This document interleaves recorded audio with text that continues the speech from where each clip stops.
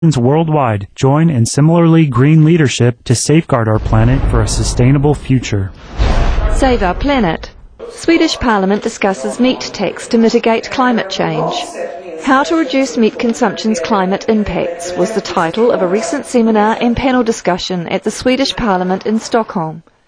The head of the Nordic office for the United Nations Food and Agriculture Organization, Christina Engfeldt, spoke of the organization's concern about the impact of the livestock industry on climate change, world hunger and human health.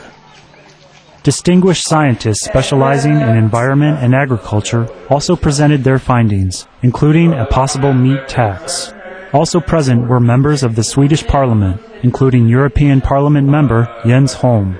This meeting came just days after the multi-language release of Mr. Holm's co-authored report, The Livestock Industry and the Climate, along with the launch of the new information resource website, www.meetclimate.org.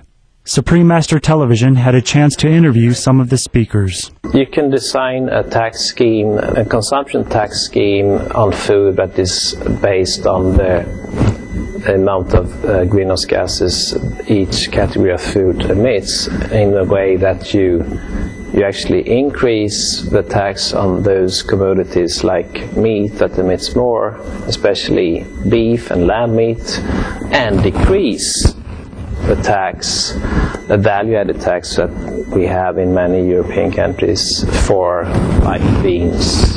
That could be a very good option. And all these decisions will have to be taken at the political and institutional level. We will have to put a price on land areas for growing food, for fodder, for water, for waste management. We asked Ms. Engfeldt what would be the picture if no action was taken on the unsustainable livestock industry. Then we will double the negative effects on the environment, and we are already at an untenable, unsustainable level when it comes to waste management, when it comes to greenhouse gas emissions, to pollution, to destruction of natural resources, land, water, ecosystems, biological diversity.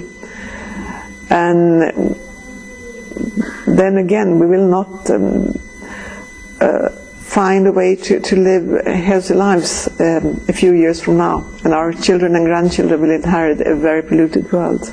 If more people would choose to live a healthier life and have a more balanced diet, eat less meat or preferably no meat, we could ensure that we would decrease environmental degradation, and we could decrease world hunger, and more people would be able to look forward to a better life in the future. We wholeheartedly agree with the call of Ms. Engfeldt, Dr. Worsenius, Swedish Parliament members, and others for urgent measures towards sustainability, including reducing the impact of meat consumption on the environment.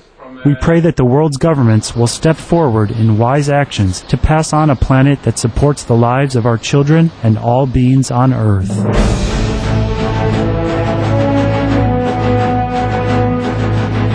European Parliament supports reducing meat to lower greenhouse gases. Call vote. Vote is now open.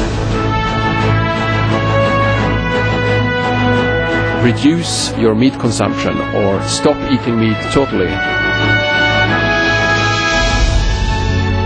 During discussions on greenhouse gas reduction goals, the Climate Committee of the European Parliament officially recognized livestock's contribution to global warming and recommended a reduction of subsidies to the livestock industry to curb methane.